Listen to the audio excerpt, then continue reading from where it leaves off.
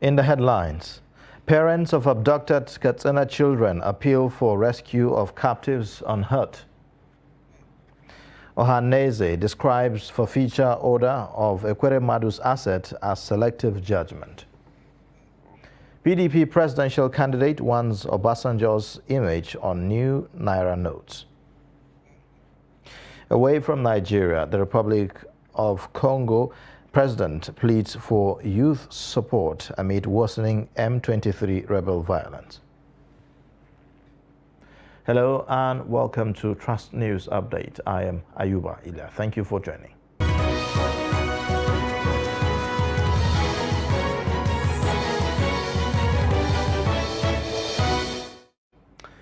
And now the details. Parents of the abducted children in Mairua town of Faskari local government area of Katsina State are still in agony and frustration. The over 30 children were abducted while working on a farm at Kamfaning Mai Lafia, about 15 kilometers away from the town on Funtua Gusau Road. Abdullahi Amadi visits the town to meet some of the parents who said that their children are abandoned and forgotten. Parents of the abducted children, who are mostly from poor backgrounds, living from hand to mouth, have been crying since the incident on Sunday afternoon. Some of them neither sleep nor eat for the past 6 days following the trauma of the abduction that has thrown the entire community into despair and apprehension. We are poor, and the abductees are our breadwinners. As it is now, we don't even have what to put our bodies and souls together. Talk less of generating 30 million naira for ransom. It is important for you and the government to know and understand that there is no peace everywhere in this area. Once it is 6 p.m., people from neighboring communities fool our streets and corners to pass the night for the fear of attacks on their communities. While seeking divine intervention, the parents are also calling for government's intervention to rescue the children from the hands of the terrorists. Now it is almost a week since the unfortunate abduction of our children, and it doesn't seem the government is doing something about it, and the owner of the farm is under arrest. In this situation, what do we do? Already, the terrorists are demanding the sum of 30 million naira ransom to secure the release of the abducted children, or in the alternative, the owner of the farm make himself available to them in the next couple of days. We are so much worried, confused and traumatized. We have exhausted all our efforts, and the bandits have been calling and threatening to sell our children out if their demands are not met. Speaking off camera, the Sarkin Rafin Katsina district head of Mairua, Sani Idris Sambo, gave assurances that plans are underway by the relevant stakeholders to rescue the children unhurt. He, however, expressed worries over increasing spate of insecurity bedeviling some parts of Mairua district, which has worsened living condition of many communities. Abdullahi Ismail, Trust Television News, Katsina. The Lagos State Police Command on Saturday said an autopsy conducted on the corpse of Ifeanyi Adeleke confirmed that the 3-year-old died as a result of drowning. The police also said that 2 suspects arrested in connection with the tragic incident are still being quizzed. On whether the 2 principal suspects will be charged to court, the police spokesman said that he does not want to preempt that scenario as investigation is still ongoing. Hundein also debunked rumors that actress Eniola Badmus was arrested in connection with the case. On October 31, fans of the award-winning global music icon David Adeleke, better known as Davido, were inconsolable over the tragic demise of his son, Ifeanyi Davido, and the lad's mother, Chioma Rowland, were said to be out on the state out of the state and left the lot in the care of his minders at their Banana Island residence in Lagos when the said occurrence happened. The Apex Igbo Sociocultural Organization Ohaneze Ndibo worldwide on Saturday described as hasty and a selective judgment an interim forfeiture of 40 landed assets belonging to a former Deputy Senate President Ike Ekweremadu. Ohaneze said that Ekweremadu, who is being prosecuted for alleged organ harvesting in the United Kingdom, should be given the opportunity to defend himself. Justice Inyang Eko of the Federal High Court Abuja had ordered the interim forfeiture of Ekweremadu's assets following an ex parte motion by the Economic and Financial Crimes Commission. However, Ohaneze said that though there are several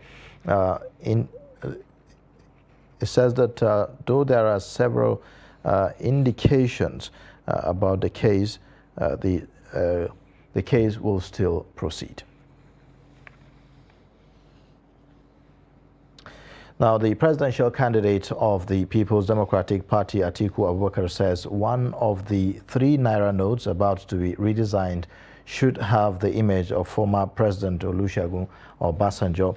Atiku, in a string of tweets on Saturday, also saluted the 85-year-old elder statesman and African Union's mediator for leading peace talks between the Ethiopian government and Tigrayan rebels after 2 years of devastating conflict that have claimed thousands of lives and left millions needing aid in Africa's second most populous country.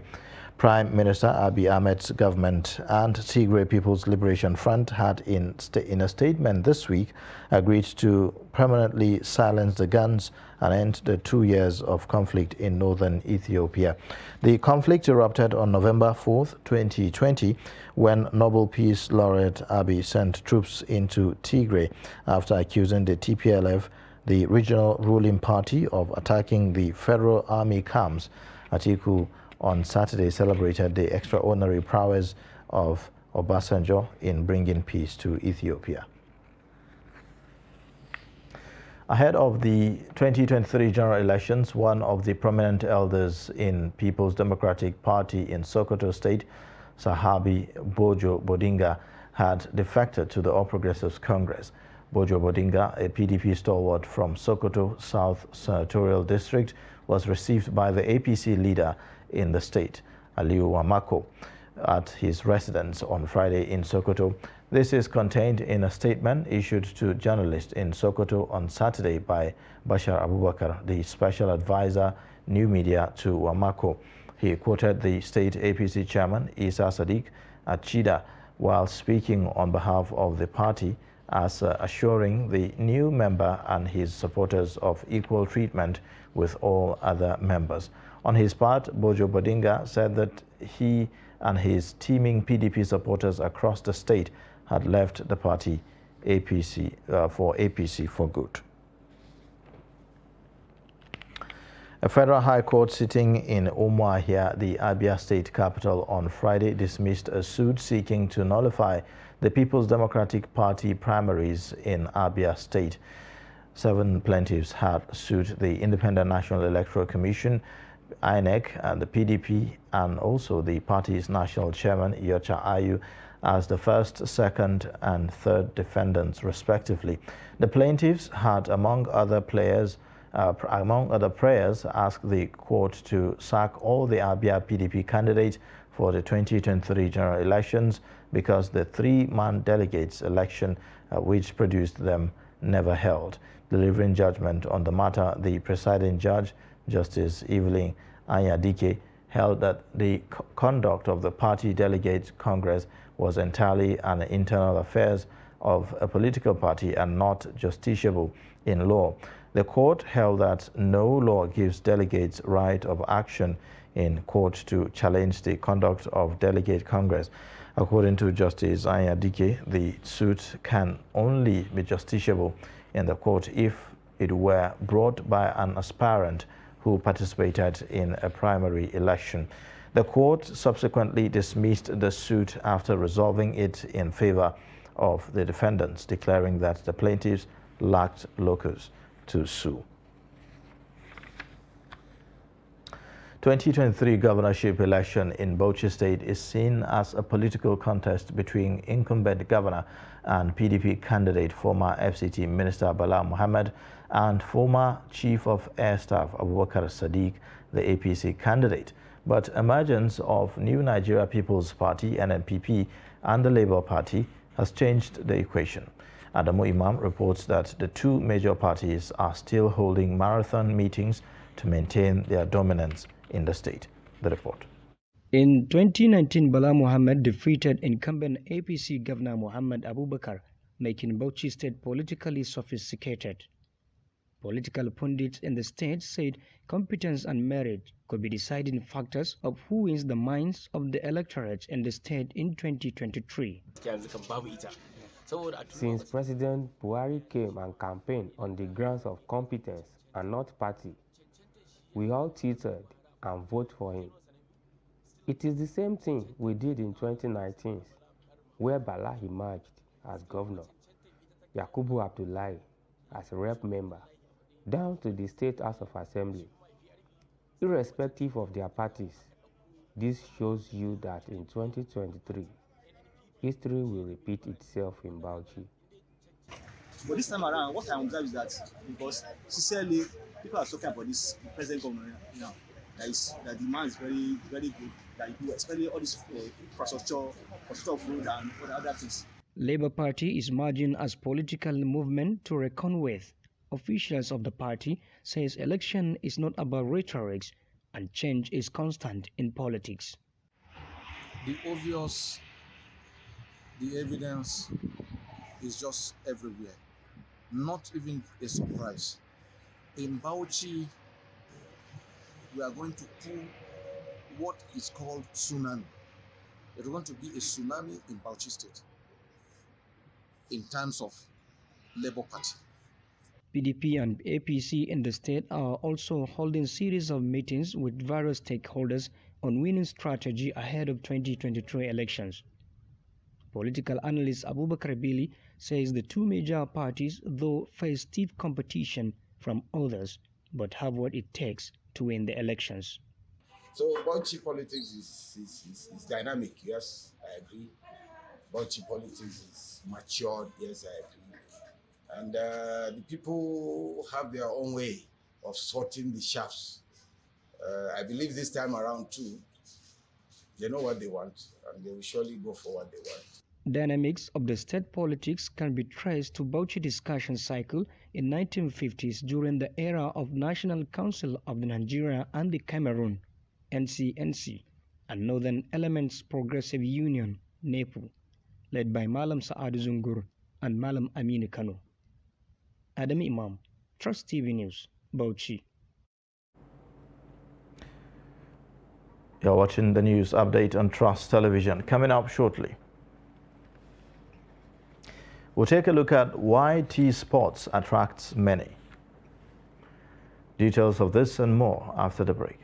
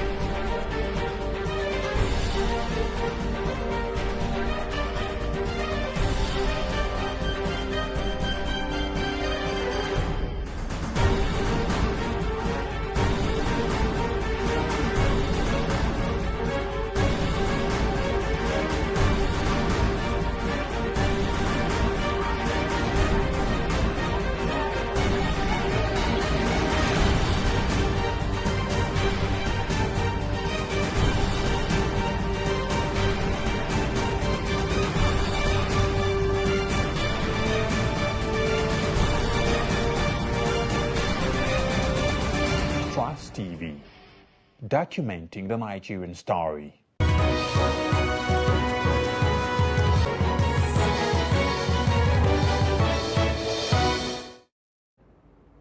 Welcome back. This is the news update on Trust Television. Here's a reminder of our top stories again. Parents of abducted Katsina children appeal for rescue of captives unhurt. Ohanaeze describes forfeiture order of Ekweremadu's assets as selective judgment. The Academic Staff Union of Universities, ASU University of Jos branch, has withdrawn all academic activities in the institution over non-payment of their 8 months backlogs by the federal government.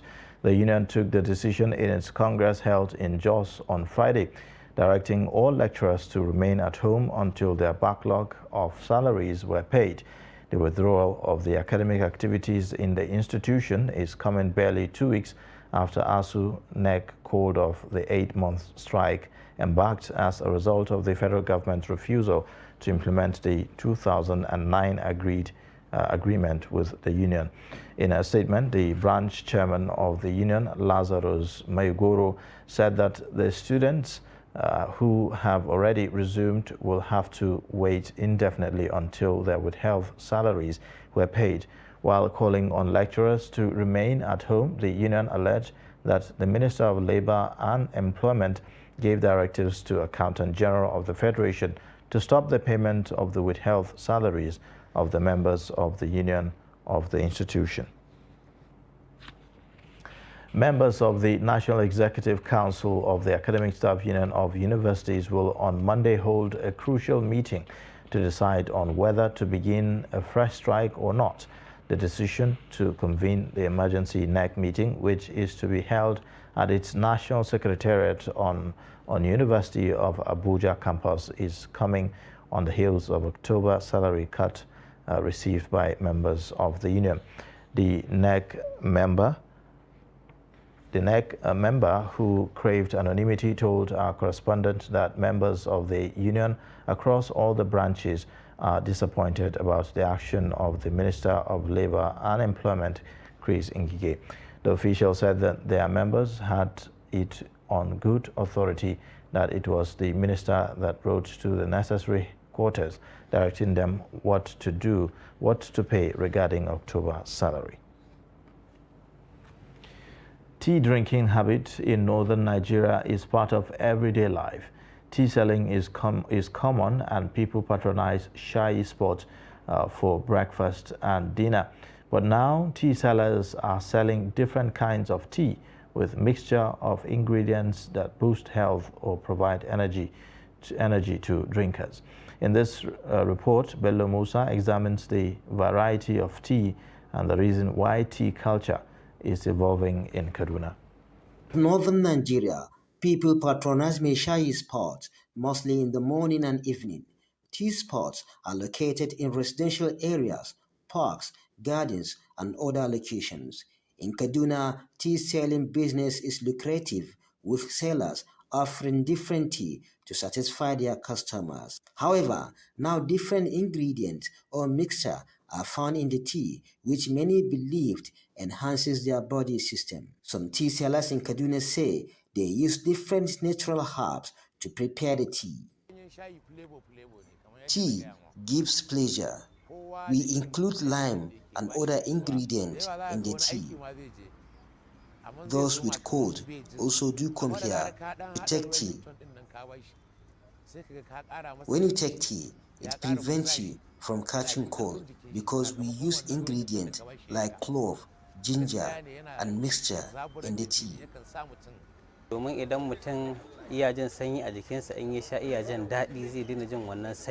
The tea prevents cold because we use ingredients like clove, ginger, and mixture in the tea.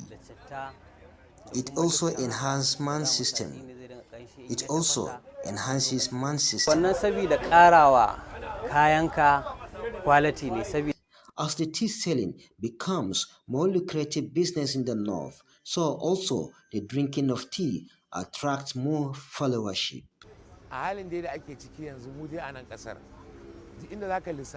Tea has become one of the most loved. Tea has become one of the most loved food in the north. So people do take tea 3 times in a day. People also take tea more than any other food.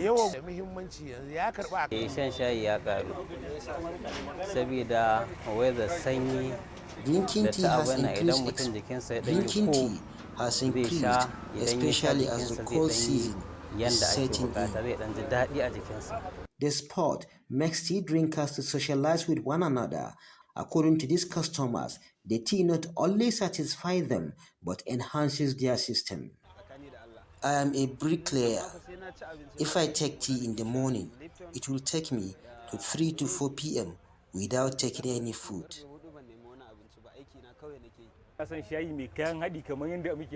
I get more energy by taking tea. The ingredients and different mixture in the tea gives me satisfaction. It prevents me from cold.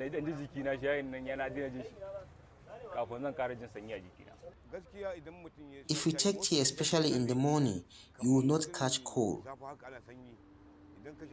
because your system will be normalized.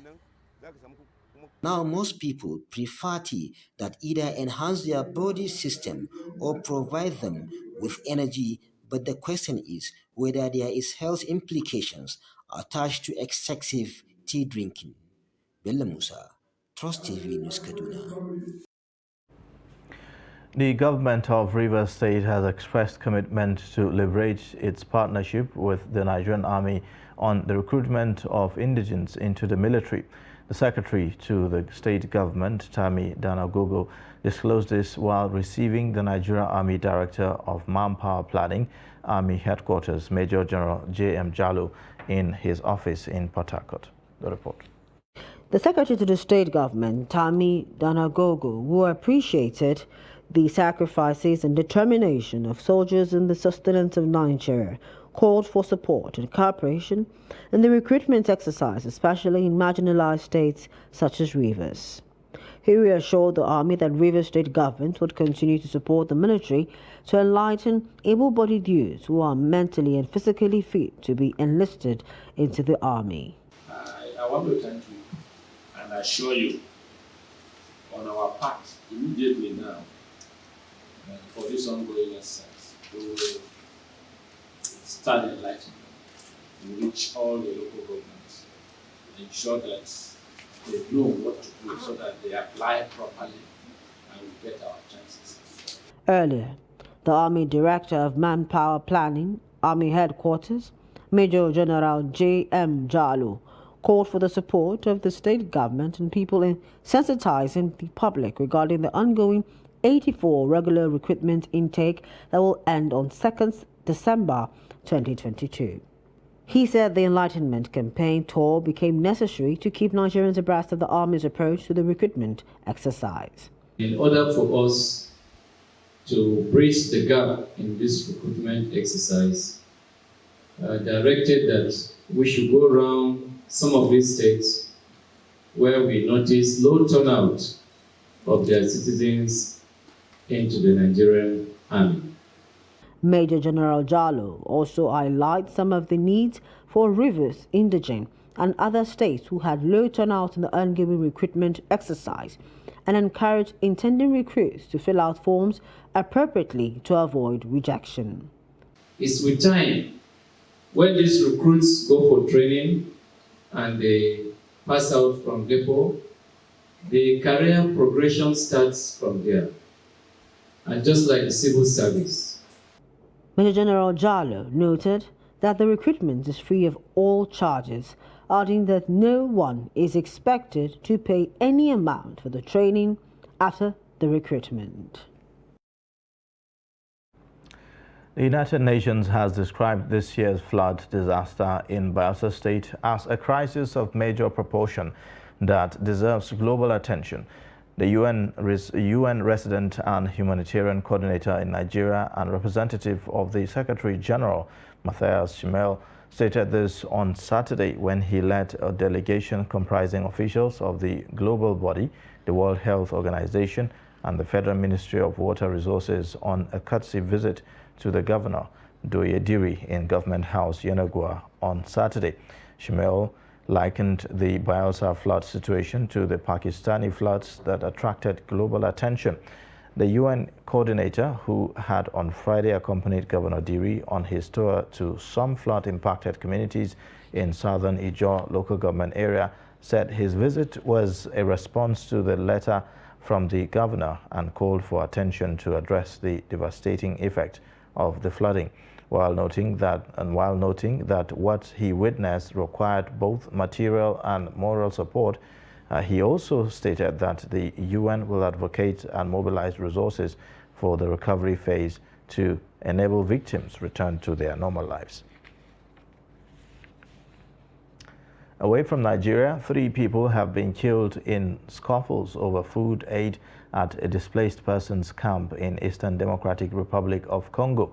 Many people in the camp have fled fighting between the M23 militia, and President Felix Tshisekedi has called for support from young people to resist the rebel forces. M23 rebels have captured swaths of new territory in recent weeks and displaced tens of thousands of people, with the president blaming Rwanda. The resurgence of the M23 has destabilized relations in Central Africa and displaced an estimated 183,000 people in North Kivu since October 20. The camp houses around 17,500 people near the city of Goma. Local officials on Thursday brought food to the camp but decided to distribute the aid the following morning. The decision angered some of the displaced people, provoking scuffles in which 3 people were killed. And that's the news update. You can watch more via all our social media platforms, and also remember to subscribe to our YouTube channel. I am Ayuba Iliam. Thanks for watching.